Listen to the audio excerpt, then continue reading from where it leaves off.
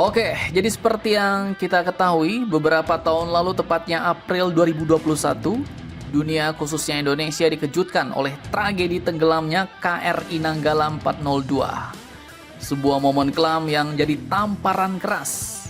Indonesia ternyata belum punya sistem penyelamatan kapal selam sendiri, bos. Dan sejak saat itu satu pertanyaan besar muncul, kalau kejadian lagi, kita siap nggak? Apakah pencariannya bakal lama dan ribet seperti dulu lagi? Karena di dunia kapal selam, yang penting itu bukan cuma kemampuan untuk bisa menyelam dalam dan lama, bos, tapi juga yang bisa kembali ke permukaan dengan selamat.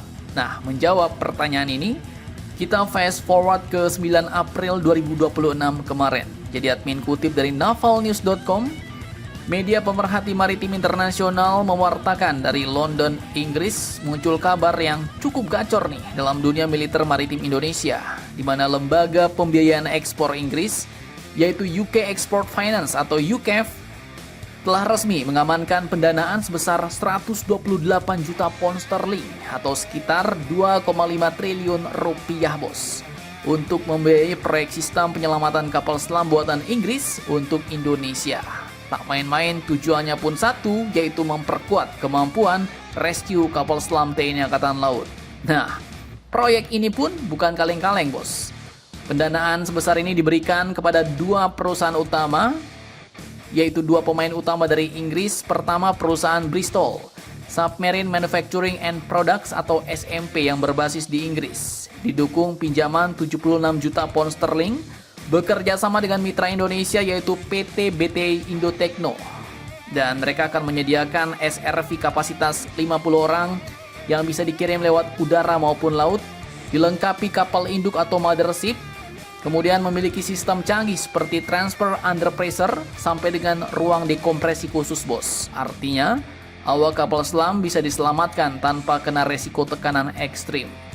Kemudian perusahaan yang kedua dari York, yaitu Forum Energy Technologies, didukung pinjaman 52 juta pound sterling, bekerja sama dengan PT Agrapana Nugraha Katara.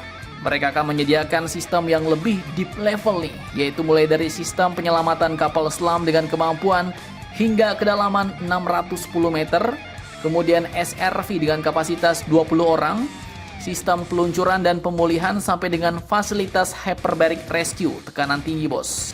Jadi kalau dianalogikan, ini kayak ambulans ICU tapi versi bawah laut.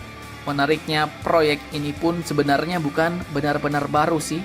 Kontrak awal sudah diumumkan SMP pada September 2023 dulu dan dilanjutkan oleh Forum Energy Technologies atau FET pada Juni 2025. Jadi, yang diumumkan sekarang adalah jaminan pembiayaannya, bos, agar proyek ini benar-benar jalan tanpa hambatan dan bisa langsung digeber.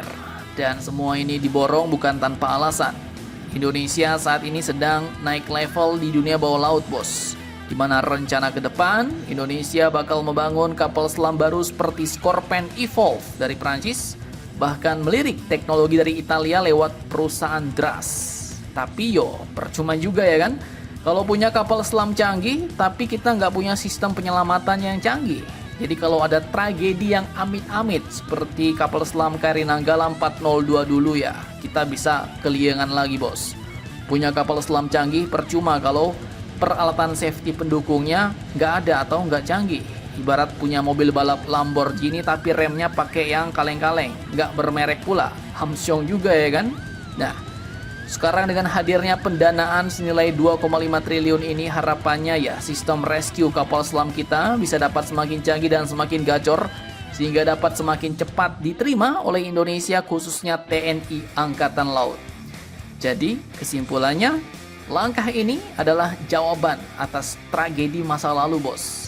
Kemudian ini juga adalah investasi untuk keselamatan para prajurit kita dan bukti bahwa Indonesia kini mulai serius membangun kekuatan bawah laut yang lengkap.